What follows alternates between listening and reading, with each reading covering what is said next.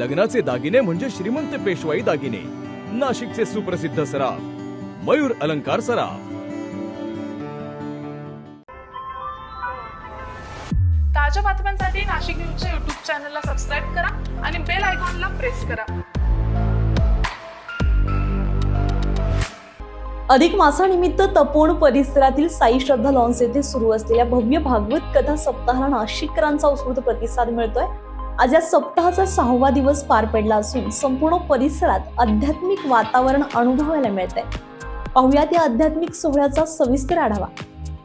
अधिक मासानिमित्त तपोवन परिसरातील साई श्रद्धा लॉन्स येथे सुरू असलेल्या भव्य भागवत कथा सप्ताहाला नाशिककरांचा उत्स्फूर्त प्रतिसाद मिळतोय। आज या कथा सप्ताहाचा 6वा दिवस पार पडला असून आध्यात्मिक वातावरणामध्ये भाविक मोठ्या संख्येने उपस्थित राहतात। परमपूज्य युगप्रवर्तक धर्मसम्राट श्री श्री 1008 महामंडलेश्वर स्वामी महंत डॉक्टर संत श्री इंद्रदेवेश्वरानंद सरस्वतीजी महाराज यांच्या मार्गदर्शनाखाली हा भागवत कथा सप्ताह सुरू आहे।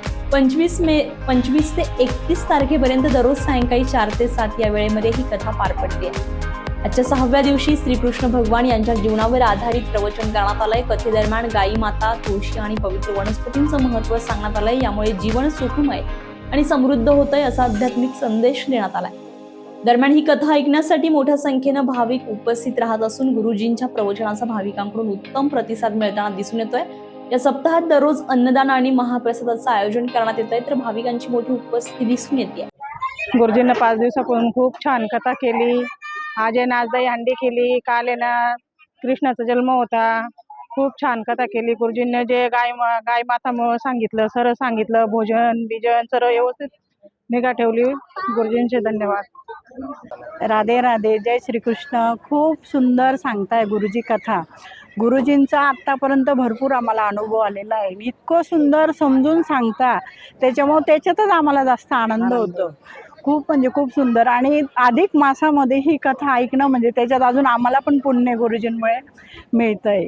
आणि गंगा घाट, तपोवन, स्वामी जनार्दन आश्रम म्हणा किंवा स्वामी नारायण मंदिर, इथे एवढे पंचवटी देवधर्माच्या इथे तपोभूमीमध्ये अधिक मासानिमित्त भागवत कथा होते, हे जास्त पुण्य। राधे राधे, जय श्रीकृष्ण। आज भागवतचा 5वा दिवस आहे। आम्ही कथा ऐकायला आलोय। आज 5 दिवसाची कथा होती, दहीहंडीचा कार्यक्रम होता आणि कथेमध्ये गुरुजी खूपच छान कथा सांगताय, अधिक मासाचं महत्त्व सांगताय। असं जे ऐकतो त्याचं कमी पण भागवत अधिक मासामध्ये भागवत ऐकल्याचं करोडो पुण्य मिळतं बा। आणि खूप सुंदर कथा आम्हाला सांगतायत गुरुजी। जय श्री राधे। आज 5वा दिवस भागवत कथेचा होता। आज काल कृष्ण जन्माष्टमी झाली, आज कृष्ण बाललीला याबद्दल गुरुजींनी खूप छान महत्त्व सांगितलं। तर त्या माध्यमातून मूल जन्माला आल्यानंतर किती दिवसानंतर ते बाहेर येतं, जगाशी संपर्क करतं, किती दिवसानंतर करतं।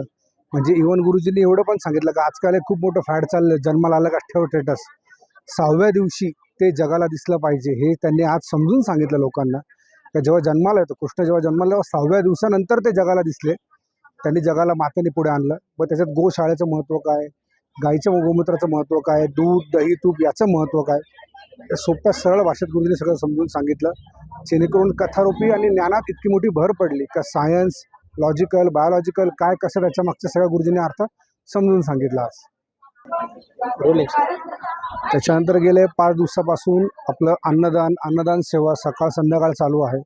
म्हणजे पूर्ण भाविक भक्त आज पूर्ण म्हणजे याच्याने तृप्त होतात, कारण ते ज्ञानाने तृप्त होतात आणि पोटाने पण तृप्त होतात ते। त्याच्यानंतर आज आमचे अविनाश दादा अमृतकर आहेत, अमृतकर काका आहेत आमचे। त्याच्यानंतर महेंद्र भाऊ शर्मा आहेत, आमचे गगन भैया आहेत, शर्मा काका आहेत, लाडदादा आहेत, पिंगळे साहेब आहेत। तर हे सर्व भाविक राहतात आणि सत्संग सेवा समिती नाशिक इतर सर्व मेंबर ह्या सर्वांनी मिळून इथे योगदान दिली, सेवा दिली।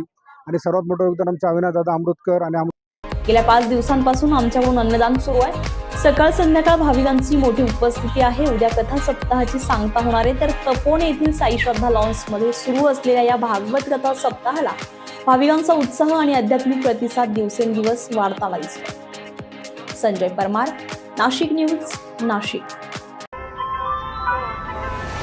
ताज्या बातम्यांसाठी नाशिक न्यूजच्या YouTube चॅनलला सबस्क्राईब करा आणि बेल आयकॉनला प्रेस करा।